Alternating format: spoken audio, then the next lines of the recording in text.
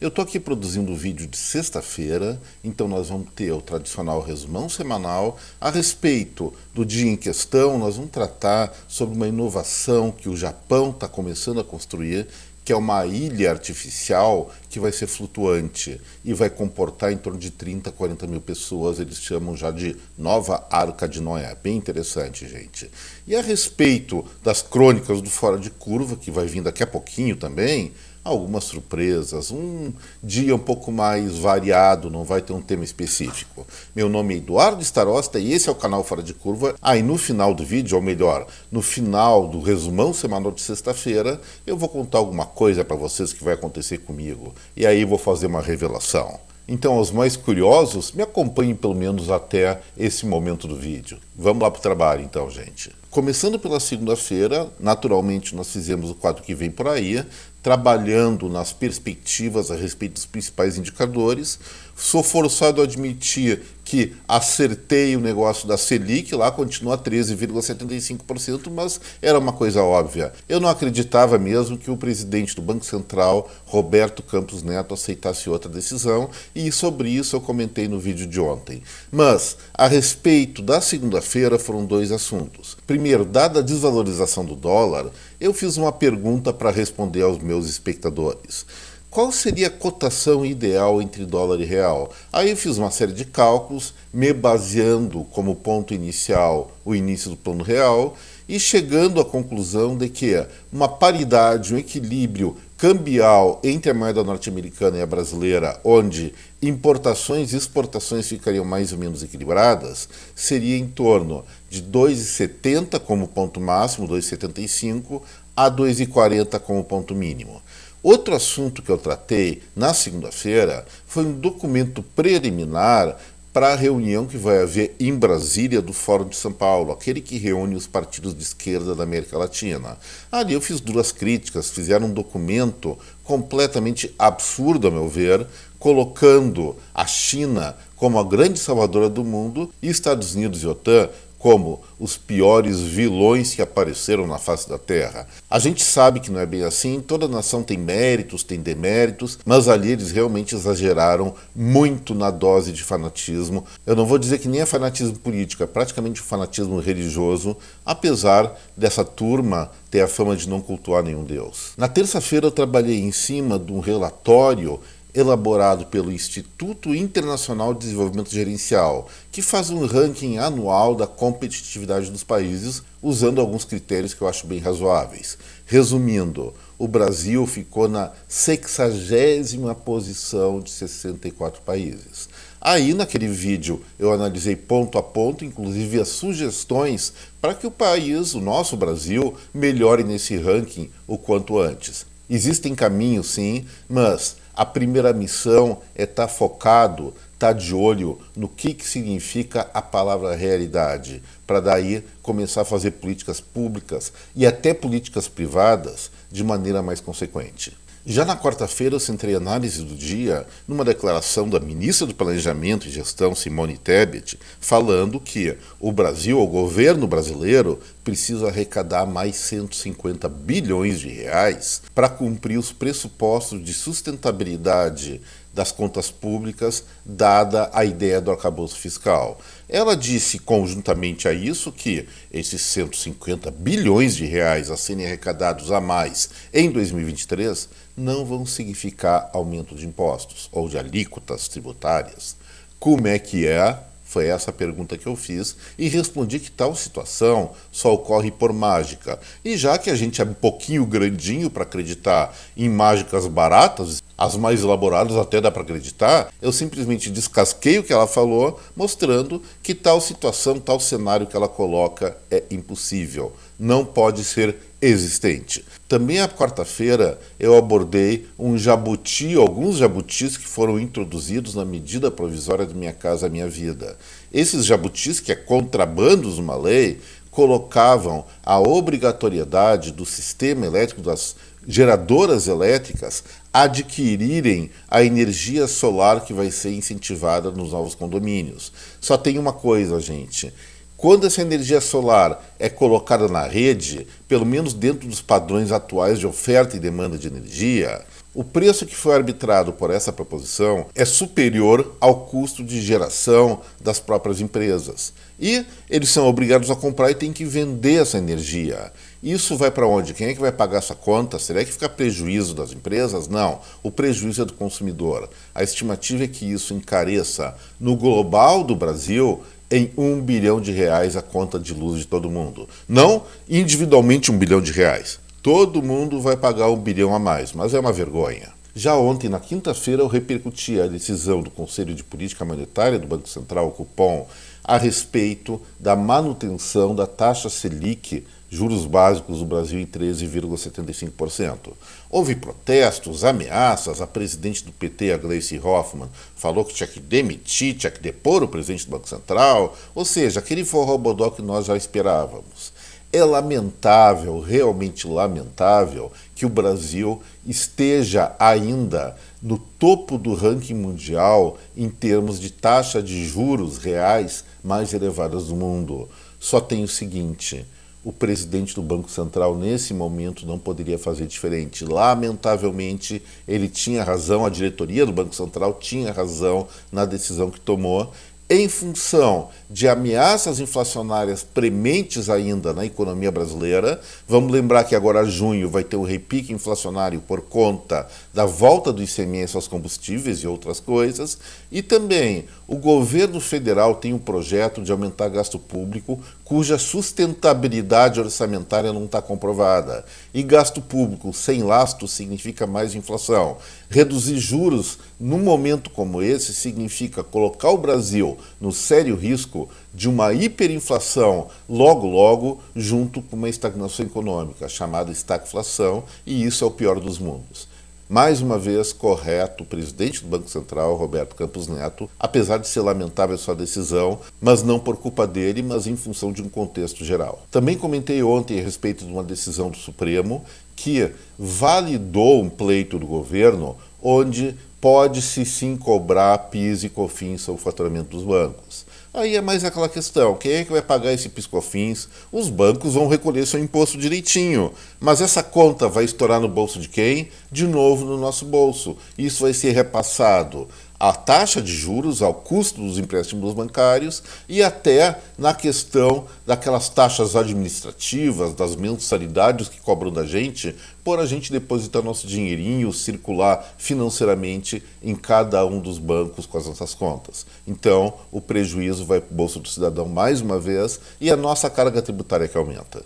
E finalmente, na quinta-feira, eu dei uma olhada como é que estava a safra de milho, especialmente no Centro-Oeste, no Mato Grosso, e tem um estudo muito interessante que mostrou que o custo de produção dessa lavoura caiu um pouco menos de 1%, se não me engano, 0,86%. Porém, mesmo assim, quem está colhendo milho agora está tendo um prejuízo de mais ou menos 20% a 25% por safra, não só em função dos insumos terem encarecido, caiu um pouquinho agora, mas encareceram muito no ano passado, no ano retrasado, por conta de pandemia e guerra, mas especialmente porque os países que importaram muito, mas muito produto do agronegócio brasileiro estão novamente buscando barreiras tarifárias, se prevenindo, desenvolvendo produção própria, para não ter mais risco na sua segurança alimentar, como ocorreu efetivamente no período da pandemia.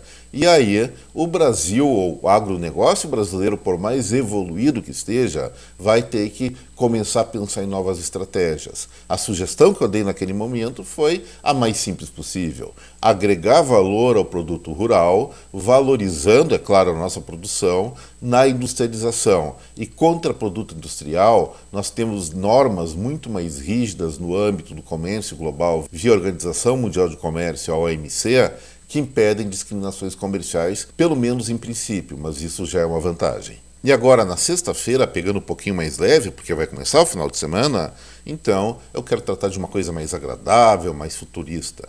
No Japão tem uma empresa, uma startup chamada N-Arc, que está criando simplesmente uma cidade flutuante com dimensões jamais vistas nessa tecnologia até hoje. É um projeto, vai durar 50 anos para sua execução. A ilha que eles estão fazendo ou iniciando o planejamento, ela simplesmente vai ter 1,58 quilômetros de diâmetro e 4 quilômetros de circunferência. Poxa, isso é uma cidade, pelo menos um lugarejo de tamanhos razoáveis, maior que qualquer barco ou plataforma construída até hoje. E com sustentabilidade, ou seja, quem viver lá vai poder obter tudo, todos os seus meios de vida da própria ilha, que pode navegar no oceano e pode também servir como um posto avançado para socorrer comunidades em dificuldades. É bem interessante o projeto deles, pena que vai ficar pronto só daqui a 50 anos, é muito provável que eu não esteja lá para ver isso, mas eu saúdo sim essas iniciativas que pensam no futuro. Vamos ver o Japão cheio de terremotos, tsunamis, desastres, um território muito montanhoso, com uma pequena área agriculturável. Então, essa tecnologia casa muito bem com uma superação dos nipônicos às dificuldades estruturais que eles enfrentam.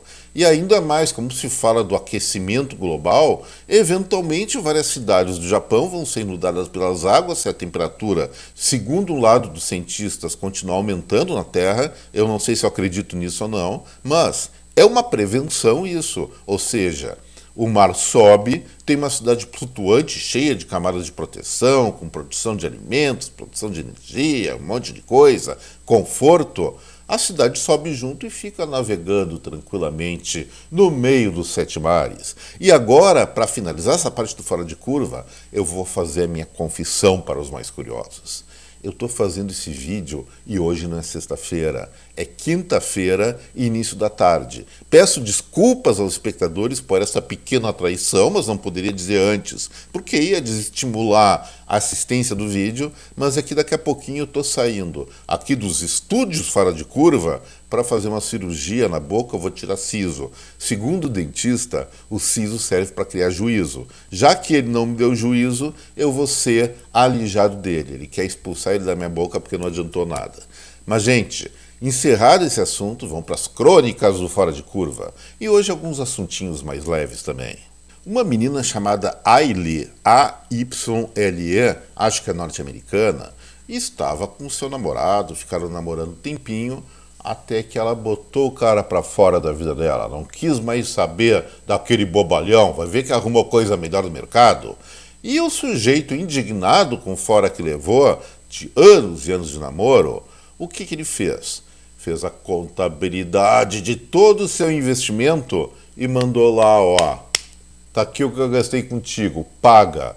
Só que a Ayle, pelo jeito, foi muito fofoqueira. Ela não segurou a informação para ela mesma e publicou a situação no TikTok, aquele portal chinês que toda a Europa e todos os Estados Unidos está desconfiando. Será que a gente deve desconfiar do TikTok também? Minha filha adora ele, então não desconfio nada. Mas a Ayle publicou isso no TikTok e começaram a recriminar o rapaz. Mas realmente, gente, namorar por anos, depois cobrar a fatura do namoro, que esse guri aí, que esse rapaz e rapazola tá pensando? Ele mereceu o fora que levou seguramente, devia ser um pão duro, unha de fome daqueles. Ainda bem que a Ayle não levou adiante a relação com ele, não se casou, porque ia ser uma encrenca. Mas que a Ayle é fofoqueira, isso eu não tenho a menor dúvida. Testemunha no TikTok. Quem quiser lá, fica à vontade para achar as fofocaiadas dela. Mas aí vão sair, eu acho que era Estados Unidos ali, e vão para um lugar mais circunspecto, mais tradicional, no velho mundo. Vão para Praga, na República Tcheca. E aí quem teve essa mesma ideia foi um turista norte-americano, vai ver que ele se encheu o saco da Ayle, dessa treta que saiu no TikTok, o Brad, e foi visitar a tal da República Tcheca e sua capital Praga. Dizem que é uma cidade muito bonita. Resolveu agasalhar alguma coisa, estava com fome, foi matar quem mata a gente, entrou no restaurante e de cara o que viu? Uma moça no balcão de atendimento sentada, descalça, fazendo o quê? Pegando o cortador de unha e cortando as unhas do pé no balcão. Ele fotografou a cena e passou para todo mundo. Então esse Brad é um fofoqueiro. Ela estava no seu momento de folga. Realmente não é a coisa mais adequada cortar unhas do pé, especialmente num dedão feio que ela tem, que tem a foto aqui, em cima da bancada de um restaurante. Mas isso aconteceu em Praga, na República Tcheca, um dos lugares mais tradicionais do mundo. Tradição agora tem para as cucuias, não é? E tem um caso ainda muito curioso aí de viagens aéreas, que normalmente a gente trata aqui com pessoas que ficam bêbadas em voo, mas não foi essa situação. Uma menina de 19 anos estava viajando por uma empresa chamada Jetstar, ia de Melbourne para Adelaide, que é na região leste australiana. Ela estava visitando uma amiga lá em Melbourne, que é a maior cidade do país nesse momento, antigamente era Sydney, fez muitas comprinhas de roupas, todas essas coisas, e quando foi passar no guichê de embarque, não pôde levar a mala de mão porque excedeu a tonelagem da bagagem dela. Na verdade não era tonelagem, era alguns quilos a mais. A moça não se mexeu, ela foi criativa. O que ela fez? Pegou as roupas novas que comprou, já que as roupas velhas comportavam o peso permitido pela companhia aérea, e começou a vestir. A vestir, a vestir, a vestir. Ficou desse tamanhão, apesar de ser magrela, usando 6 quilos de panos a mais.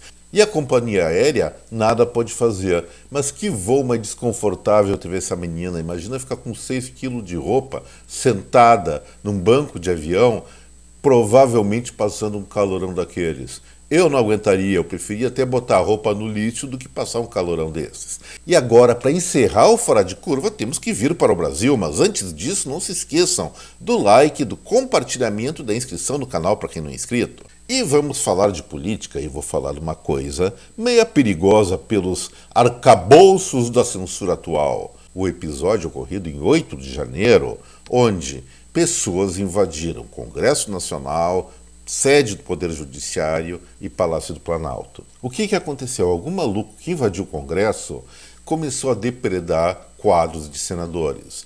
E um dos alvos favoritos dele, pelo jeito como ficou a fotografia, foi do senador muito conhecido nosso, por sinal, Renan Calheiros, do MDB do Alagoas. Ele passou a faca, trucidou a pintura do Calheiros e foi embora para dilapidar outras imagens de entes favoritos dele. Mas o tadinho do Renan ficou ali na foto mesmo, ou na pintura, bem dilapidado. E, evidentemente, o Senado, respeitosamente, porque era um ex-presidente da casa, foi e mandou restaurar o retrato do cara. Só tem o seguinte, na restauração, fizeram alguns aperfeiçoamentos à imagem do nosso senador. Ele, sempre, há muitos anos, ele é carequinha, não é um carecão profissional como eu. Ele é carequinha, aqueles carequinha michados, só tem aquela entrada mais protuberante. Na volta do quadro, não tinha mais a careca do cara. Simplesmente taparam com cabelo. Como é que puderam fazer uma coisa de tão mau gosto como essa? Tirar a careca de um careca. Eu, como careca profissional, me senti muito ofendido. Esse artista, esse restaurador, deveria sim ser encarcerado pela Lei de Segurança Nacional. Não sei se ela existe, parece que não existe mais, mas sem o devido processo legal, porque o que ele fez com a imagem do senador Renan Calheiros foi um absurdo, foi de muito mau gosto. Ou será que o próprio senador fez essa solicitação? Aí ele também teria mau gosto, não acham? Por hoje era isso, gente. Um excelente final de semana a cada um de vocês. Lembrando que eu estou desejando um final de semana na quinta tarde. Talvez sexta-feira aconteça coisas legais. Então, eu espero que já aconteçam coisas boas na sexta. Mas, cumprindo a nossa tradição, um baita final de semana para cada um. Deixo aqui meu até breve, um forte abraço. Tchau, gente.